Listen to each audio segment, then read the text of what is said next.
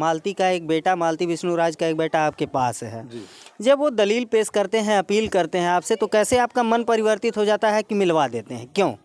नहीं, ऐसा नहीं। देखिए, बेटा तो उसी का है,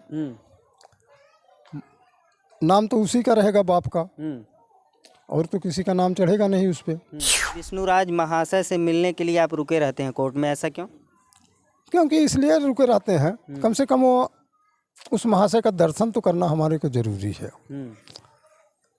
आखिर हम कोर्ट में जाते हैं तारीख देखने के लिए, तारीख देखते हैं, फीस देते हैं, उसके बाद रुक करके उनका दर्शन कर लेते हैं। जिस हिसाब से वो लोग रहते थे, लाइफ स्टाइल को देखिए, अगर जिस तरीके से जितना उनका महीने का खर्च था, तो क्या आपको लगता है, कुछ अनुमान है कि कितना कमा लेते थे वो लोग महीने का? हो सकता है 4-5 लाख रुपया, 3 लाख रुपया तो कमा ही लेते होंगे। हाँ, और उससे शादी के पहले दहेज की मांग की जाती थी? हाँ, मतलब शादी के पहले ये तय था कि इतना दहेज देना है? इतना दहेज नहीं देना के तय था, दहेज मोटरसाइकिल का खाली बात हुआ था। जब विष्णुराज के घर पे एक TVS मैक्स 100, एक पुरानी मोटरसाइकिल है, एक स्प्लेंडर प्लस है, एक बुलेट है जो कि मालती चौहान के नाम पे है, आप भी जानते हैं, एक स्विफ्ट VDI जो कि तकरीबन 10 लाख की गाड़ी है, ये सारा जो है मालती चौहान और विष्णुराज खरीदते हैं, फिर उन्हें मोटरसाइकिल की आवश्यकता क्यों पड़ेगी? नहीं, जब शादी की बात हुई थी उस टाइम इनके पास क्या था? तो इस घटना के पहले क्या मोटरसाइकिल और पैसे की मांग की जाती थी? बिल्कुल, हाँ, की जाती थी। ये 3-3, 4-4 मोटरसाइकिल और 4 व्हीलर होते हुए भी? हाँ। ऐसा क्यों? ना, मैं कोई बड़ा काम करूँगा, कोई बिजनेस करूँगा, और मुझे पैसे की ज़रूरत है, पैसे तुम। विष्णुराज के माताजी से जब ये चर्चाएं की जाती हैं कि शादी में वो लोग उपलब्ध थे और आपके तरफ से केवल एक अकेला सिंगल निरहू गया था, मालती का भाई, जब अकेला घर पे सिंगल निरहू रहता है तो कौन जाएगा? तो कहती हैं कि चुपके से गया था। कौन कहता है चुपके से गया था? जब अकेला घर पे है तो किससे चुपके जाएगा? आपसे इजाज़त लिया था? बिल्कुल इजाज़त लिया था, फ़ोन पे बात हुआ था तब गया था। हाँ, अब हम यहाँ से क्या बोलते हैं 1500 किलोमीटर दूरी पर रहते हैं, तो एटो टाइम कैसे पहुँच जाएंगे? अच्छा, शादी के समय पूछा गया कि कितना दहेज आपसे मांगा गया था, तो कहते हैं कि दहेज नहीं मांगा गया, तो दहेज का ये मामला कहाँ से आ जाता है? दहेज की बात पहले हुई थी ये कि आपकी छोटी बेटी है और छोटी बेटी को हर कोई देता है, इसलिए पहले बात हुआ था।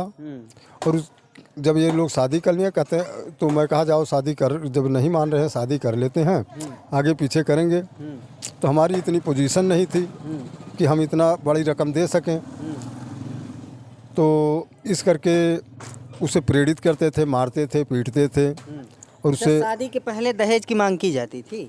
हाँ, मतलब शादी के पहले ये तय था कि इतना दहेज देना है? इतना दहेज नहीं देना के तय था, दहेज मोटरसाइकिल का खाली बात हुआ था। बाद में वो कहने लगा मैं एक यूट्यूबर हूँ और मैं भोजपुरी सिनेमा का सिंगर बनने वाला हूँ, मुझे साधनों की ज़रूरत है, रुपये पैसे की ज़रूरत है। तो इस तरह से वो जो है बाद में मांग करना शुरू कर दिया, और इस चीज़ को लेकर के मालती से हमेशा झगड़ा होता रहा। मालती आती थी तो उसको समझा बुझा करके भेज दिया जाता था कि कोई बात नहीं बेटी, आगे पीछे करेंगे, जो भी नहीं बेमत हो रही हमारी स्थिति, मेरी ख़राब है, तुम्हारी माँ भी क्या बोलते हैं एक्सपायर हुई हैं, और उनकी कुछ बीमारियों में हम इधर उधर से पैसे ले करके कर्जा हुए हैं, जिनका लिए हैं उनको देना हमारा ज़रूरी है पहले। अच्छा, उसको दे करके उसके बाद हम कुछ ना कुछ व्यवस्था करेंगे। लेकिन अब ये लालची लोगों को क्या है, बार बार मालती ये भी बात कहती थी कि ये लालची लोगों का जो है लालच इतना बढ़ता जा रहा है, और बार बार ये लोग कहते भी थे कि किसी दिन तुम्हारी अंतिम रात हो जाएगी। आखिर में वही काम किए, एक दिन उसकी अंतिम रात हो गई। हाँ, जब विष्णुराज के घर पे एक TVS मैक्स 100, एक पुरानी मोटरसाइकिल है, एक स्प्लेंडर प्लस है, एक बुलेट है जो कि मालती चौहान के नाम पे है, आप भी जानते हैं, एक स्विफ्ट VDI जो कि तकरीबन 10 लाख की गाड़ी है, ये सारा जो है मालती चौहान और विष्णुराज खरीदते हैं, फिर उन्हें मोटरसाइकिल की आवश्यकता क्यों पड़ेगी? नहीं, जब शादी की बात हुई थी उस टाइम इनके पास क्या था? एक ठेला गाड़ी था, ढंग से पैर में चप्पल नहीं था, छप्पर था, ईंटों से जोड़ करके अपना छप्पर बना रखे थे। हमने अपने औकात के अनुसार से शादी तय किया था। लेकिन जब मालती गई और जब उससे जबरियन यूट्यूब पे काम कराना शुरू कर दिए, तो मालती का किस्मत ऐसा था कि क्या बोलते हैं 2-3 साल के अंदर यहाँ तक पहुँच गए, इस मुकाम तक पहुँच गए। अच्छा, मालती शुरुआती दौर में वीडियो नहीं बनाना चाहती थी? बिल्कुल नहीं बनाना चाहती थी, उसे मार पीट के बनवाया गया था। उसको सोशल मीडिया पर हर तरह से उसे प्रेरित करने के लिए धमकी दे करके फिर उसे बनवाया गया है। हाँ। अच्छा, एक बात को यहाँ स्पष्ट कर दीजिए कि ये जो प्रकरण हुआ अभी, जो ये हादसा हुआ, जो घटना घटित हुई, तो इस घटना के पहले क्या मोटरसाइकिल और पैसे की मांग की जाती थी? बिल्कुल, हाँ की जाती थी। ये 3-3, 4-4 मोटरसाइकिल और 4 व्हीलर होते हुए भी? हाँ। ऐसा क्यों? ना मैं कोई बड़ा काम करूँगा, कोई बिजनेस करूँगा और मुझे पैसे की ज़रूरत है, पैसे तुम ले आओ, फ्री में शादी कर लिए हैं। हाँ। अच्छा, क्या अनुमान है आपको कि मालती और विष्णुराज महीने का कितना कमाते थे? अब ये तो वही जाने, हम तो कभी इस चीज़ का जिक्र नहीं किया, ना हमने कभी जानने की कोशिश किया कि कितना ये लोग कमा लेते हैं। अच्छा, जिस हिसाब से वो लोग रहते थे, लाइफ स्टाइल को देखिए, अगर जिस तरीके से जितना उनका महीने का खर्च था, तो क्या आपको लगता है, कुछ अनुमान है कि कितना कमा लेते थे वो लोग महीने का? हो सकता है 4-5 लाख रुपया, 3 लाख रुपया तो कमा ही लेते होंगे। हाँ, क्योंकि मालती के सप्रेसर बहुत ज़्यादा हो गए थे, मालती को चाहने वाले बहुत लोग थे, इसलिए क्या बोलते हैं उनकी कमाई ज़्यादा थी। और मालती के नाम से ही आज विष्णु का नाम बढ़ गया है, क्योंकि उससे पहले विष्णु को कौन जानता था। यूट्यूब पे काम करता था, ज़्यादा 200-400 सप्रेसर थे, कोई पैसे पूसे नहीं पाता था, ठेला गाड़ी चलाता था, 200-300 का काम करता था। लेकिन मालती के जाने के बाद इन्होंने 6 महीने के बाद जब यूट्यूब पे उन्होंने काम शुरू कर दिया तो अब एकदम इनका लाइफ चमक गया। हाँ। अच्छा, विष्णुराज से, जैसा कि आपने पहले भी इंटरव्यू में कहा, आपके बयान थे कि विष्णुराज महाशय से मिलने के लिए आप रुके रहते हैं कोर्ट में, ऐसा क्यों?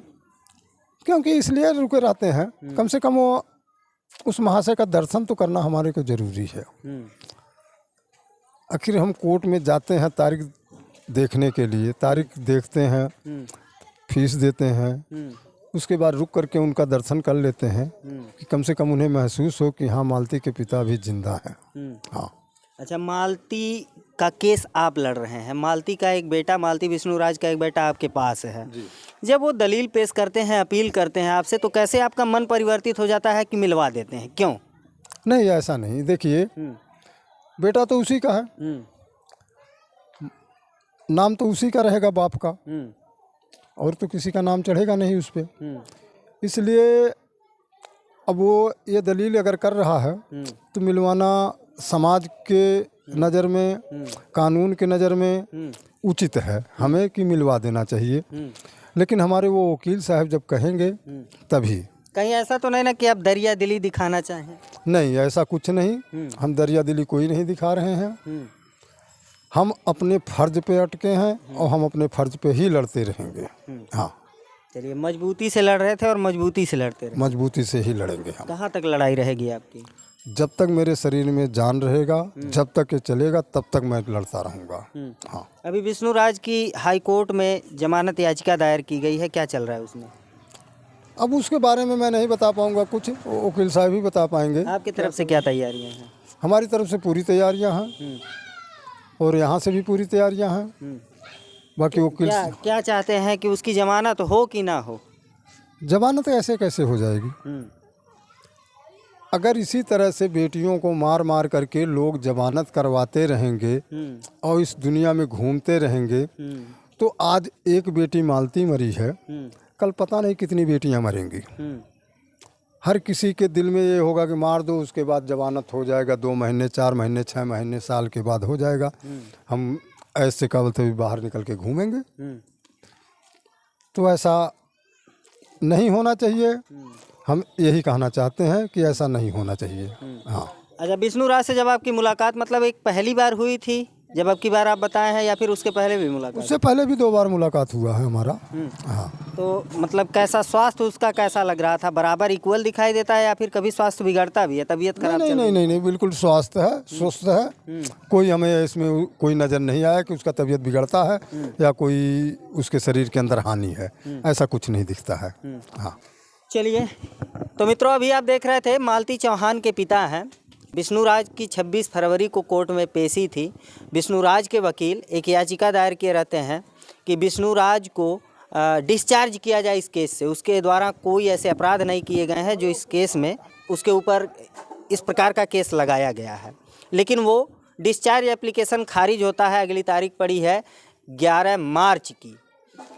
26 फरवरी को जब डिस्चार्ज एप्लीकेशन खारिज होता है तो महादेव एक वीडियो बनाता है, उसकी शायद मुलाकात विष्णुराज से होती है। विष्णुराज जेल से इच्छा जाहिर करते हैं कि मुझे मेरे बेटे से मिलवा दिया जाए, और महादेव ये बताता है कि उसका तबीयत खराब है, वो मिलना चाहता है। तो मालती के पिता से हम लोग जानने आए हैं। मालती के पिताजी बता रहे हैं कि मिलवा देंगे, लेकिन वकील साहब से राय मशवरा करके मिलवाएंगे और ये निश्चित मिलवा देंगे। इस मामले से संबंधित आपकी क्या राय है, कमेंट करके ज़रूर बताइए। मिलते हैं फिर किसी नेक्स्ट वीडियो में नई खबर के साथ, तब तक के लिए नमस्कार।